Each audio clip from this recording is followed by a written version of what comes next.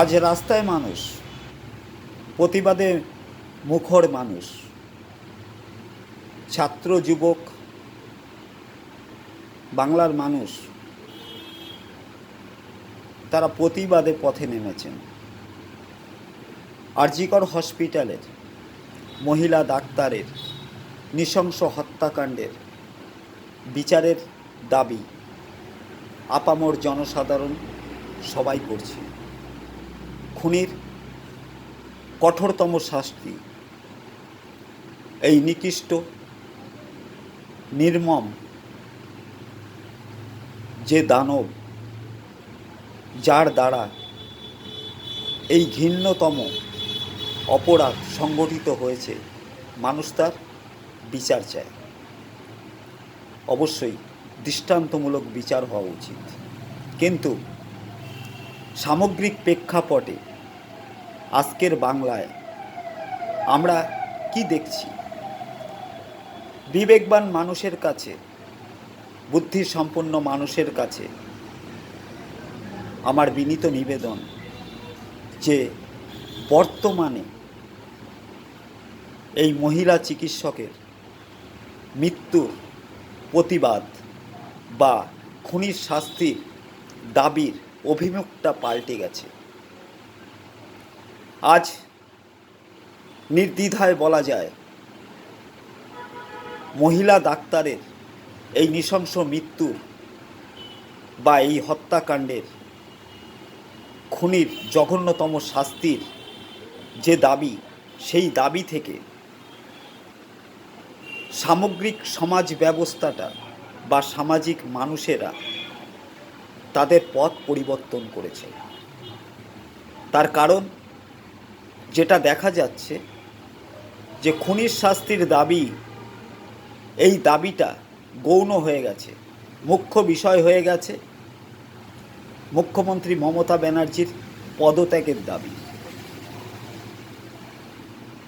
মুখ্যমন্ত্রী মমতা ব্যানার্জির পদত্যাগের দাবিতে মুখরিত হচ্ছে আজকের এই আন্দোলনের গতিধারা। কিন্তু কেন?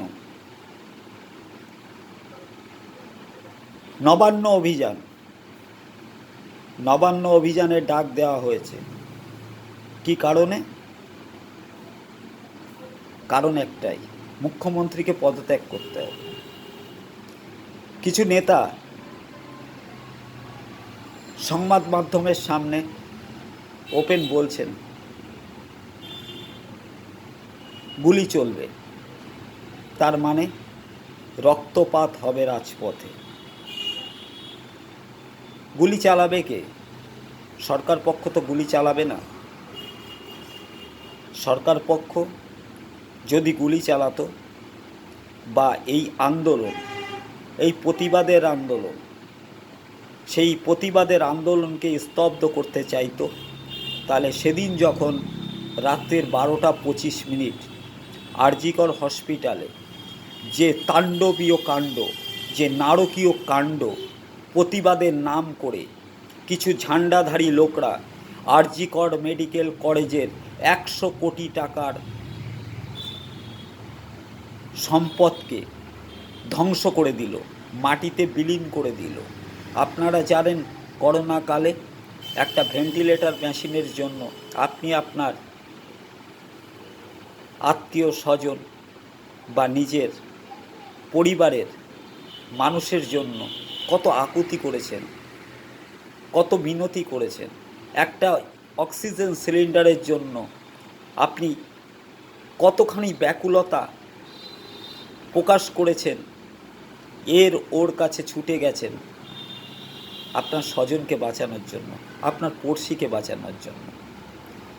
আজ যখন মূল্যবান জীবনদায়ী ওষুধের প্রয়োজন হয়, সেই ওষুধটা যখন হসপিটাল থেকে সাপ্লাই হয় বা হসপিটাল থেকে দিয়ে একজনের জীবন বাঁচানো হয়, তখন নিশ্চয়ই আপনার মানসিক শান্তি ঘটে।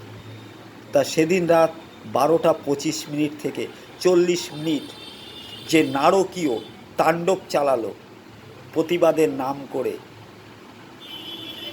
রাজনৈতিক ছত্রছায়ায় কিছু মানুষ এবং অক্সিজেন সিলিন্ডার থেকে 18টি জরুরি পরিষেবা কেন্দ্র, সেই সাথে ভেন্টিলেটর মেশিন এবং লক্ষ লক্ষ টাকার জীবনদায়ী ওষুধকে যখন নষ্ট করে দিল, সেই দিন পুলিশ কিন্তু ইচ্ছে করত যদি যে এই আন্দোলনকে স্তব্ধ করবে বা এই অন্যায়কে প্রতিহত করবে তাদের প্রশাসনিক দক্ষতা দিয়ে, তাহলে সেদিনই রক্তাক্ত হতো হয়তো কিছু মানুষ। কিন্তু না, পুলিশ করে, পুলিশ সহ্য করেছে। আজকে যখন কোনো কিছুই হয় তখন আমরা সবাই পুলিশকে কাঠগড়ায় দাঁড়াই। মনে হয় পুলিশ যেন অন্য গ্রহ থেকে আগত কোনো জীব, তারা যেন আমাদের সমাজের কোনো মানুষ নয়। তাদের পরিবার পরিজন, তাদের ভাই বন্ধু, তাদের মা বাবা, কেউ যেন আমাদের সমাজের নয়। জীবজন্তুর মতো ব্যবহার করা হয় পুলিশের প্রতি, প্রশাসনের প্রতি। প্রশাসন আছে বলেই তো আপনি আছেন। আজ যখন দুর্গাপুজোর রাত্রে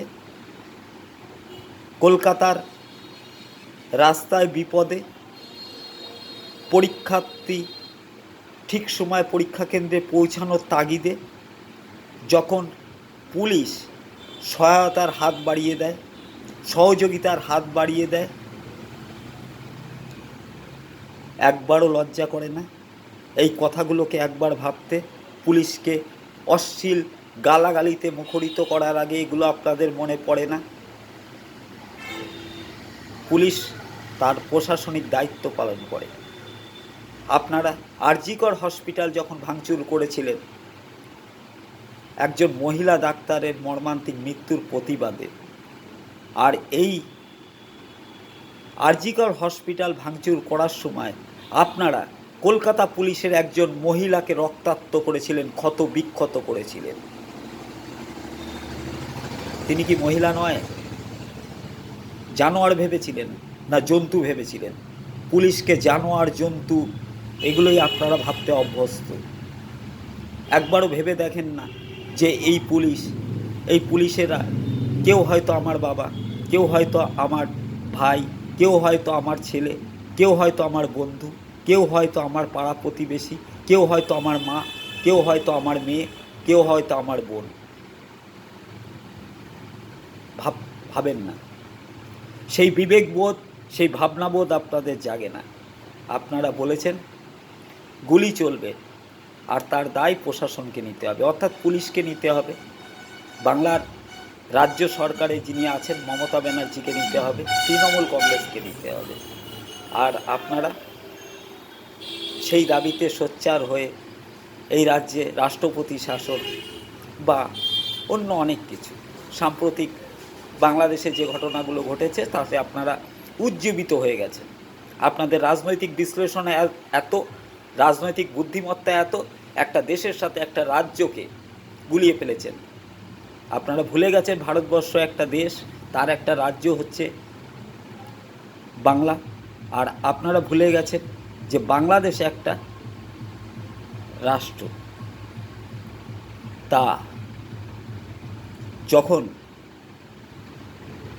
মানুষের শেষ পরিণতি এসে যায় তখন মানুষের অনেক ভুল হয়। আপনারা জিরো হয়ে গেছেন, কেউ 10-12টা নিয়ে আছেন, কেউ বিরোধী দলনেতার আসন নিয়ে বসে আছেন ভোট চুরি করে, মানুষের রায় না নিয়ে। তা আপনাদের পতনের সময় এসেছে, আর পতনকালে বুদ্ধিনাশ হয়। তা আপনাদের আন্দোলনের অভিমুখটা, যে সমস্ত মানুষগুলো নবান্ন অভিযান বা রাস্তাঘাটে প্রতিবাদে মুখর হয়েছেন, তারা নিজেরাও বুঝতে পারছেন না যে আপনারা অন্য কারো দ্বারা পরিচালিত হচ্ছেন। কিছু অশুভ শক্তি আপনাদেরকে ইন্ধন দিচ্ছেন, আর তাই আপনারা অন্ধের মতো ছুটে চলেছেন অলিকের পিছনে। আজকে ডাক্তাররা কর্মবিরতি করেছেন, তারা এই জঘন্য নির্মম হত্যাকাণ্ডের প্রতিবাদে তারা পরিষেবা দিচ্ছেন না। একটা মৃত্যু হয়েছে, মর্মান্তিক মৃত্যু, কিন্তু তার প্রতিবাদটা এভাবেই কি হওয়া উচিত? অন্তত ডাক্তারদের কাছ থেকে আশা করা যায় না, কারণ তারাও তো বিবেক বুদ্ধি সম্পন্ন। একজন মানুষ মারা গেছেন মর্মান্তিকভাবে, আমরাও চাই দোষীর শাস্তি হোক, কঠোরতম শাস্তি, কিন্তু তার মানে এই না একজনের মৃত্যুর জন্য হাজার হাজার লাখো লাখো মানুষকে মৃত্যুর মুখে পতিত করা। করোনাকালে আমরা দেখেছি এই ডাক্তাররা রাত দিন 24 ঘন্টা এক করে মানুষের সেবায় নিজেকে নিয়োজিত করেছেন। শ্রদ্ধা জানাই। আর আজ আমরা দেখছি যে দৈহিক কষ্ট, শারীরিক কষ্ট, এই কষ্টগুলোর থেকে মুক্তি পাওয়ার জন্য যারা ভগবান মনে করে ডাক্তারের কাছে ছুটে যায়, যে সমস্ত অসহায় মানুষরা, তারা আজ পরিষেবা পাচ্ছে না ডাক্তারদের কাছ থেকে। ডাক্তাররা মুখ ফিরিয়ে নিয়েছেন, তারা চিকিৎসা করবেন না।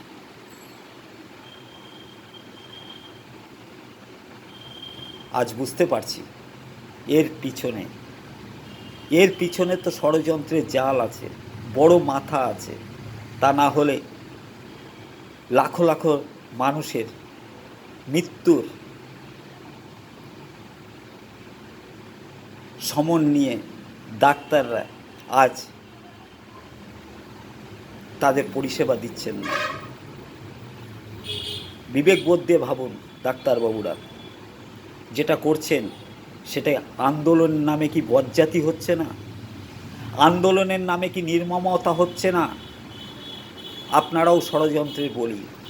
আপনাদের ঢাল করে কিছু ছাত্র, কিছু যুবককে ঢাল করে এক শ্রেণীর রাজনৈতিক স্বার্থসিদ্ধির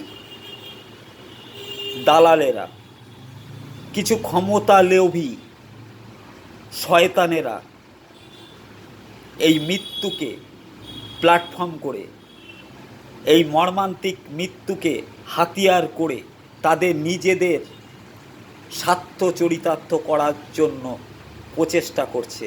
আর আপনারা তারই বলি।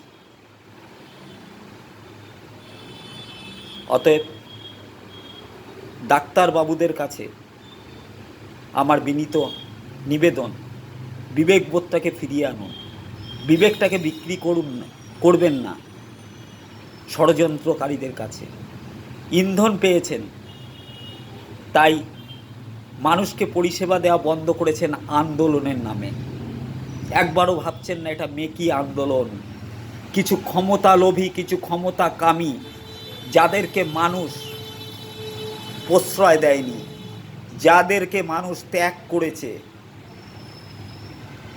জাতপাতের রাজনীতি, ধর্মান্ধতার রাজনীতি, শ্রেণী শোষণের রাজনীতিতে যাদের বাংলার মানুষ দূরে ঠেলে দিয়েছে, তারাই আজকে ক্ষমতার লোভে আপনাদের মতো ডাক্তারদের, আপনাদের মতো কিছু শিক্ষিত মানুষকে, আপনাদের মতো কিছু ছাত্রকে, আপনাদের মতো কিছু যুবককে বিপথে চালিত করে আপনাদের মস্তিষ্ককে ওয়াশ করে তারা আন্দোলনের গতি বাড়িয়ে নিজেদের স্বার্থসিদ্ধি করতে চাইছে।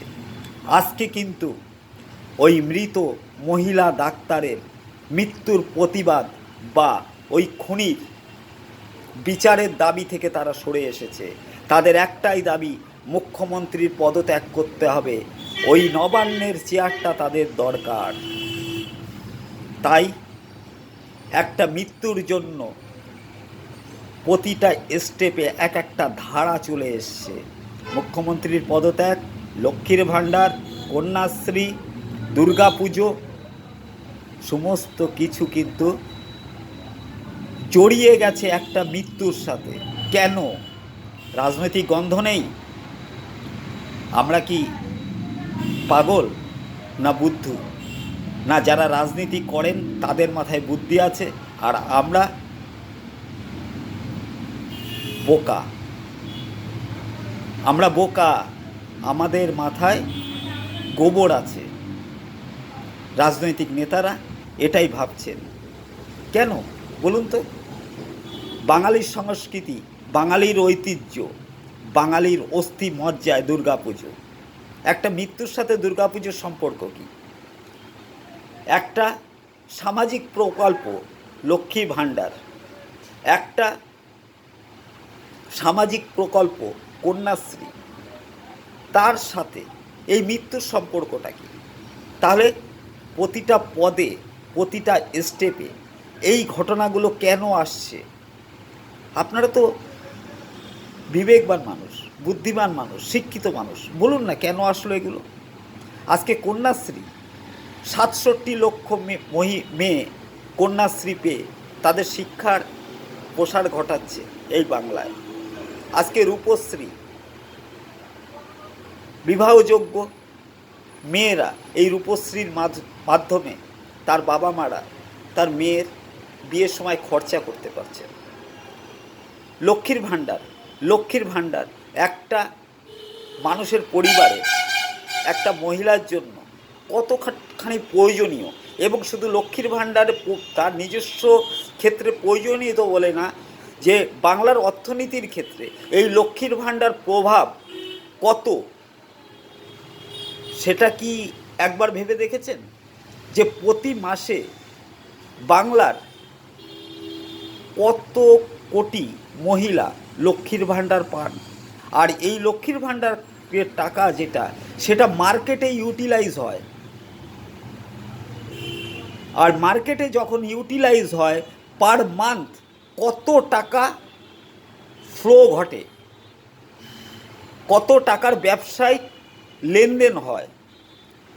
এটাও তো একটা প্রগতি, এটাও তো একটা অর্থনৈতিক সংস্কার। এটা কি বোঝেন? আর কন্যাশ্রী, কন্যাশ্রী সম্বন্ধে যারা বলেন তারা মূর্খ। কন্যাশ্রীর অপকারিতা নিয়ে যারা বলেন তারা বুদ্ধিহীন, এবং তারা ইন্ধনপ্রাপ্ত রাজনৈতিক অন্ধ। তাই বলছি, অভিমুখ পাল্টেছে। আজকে বিচারের দাবিতে কেউ নেই, খুনির বিচারের দাবিতে কেউ নেই। আজ এই নৃশংস হত্যাকাণ্ডের জন্য মর্মাহত কেউ নেই যারা আন্দোলনে আছেন। আজকে নিজস্ব স্বার্থ চরিতার্থ করার জন্য তারা এই আন্দোলনে। অতএব বিবেক দিয়ে ভাবুন, মন দিয়ে ভাবুন, বিবেককে বিক্রি করবেন না, বিবেকের সত্তাটা বজিয়ে রাখুন।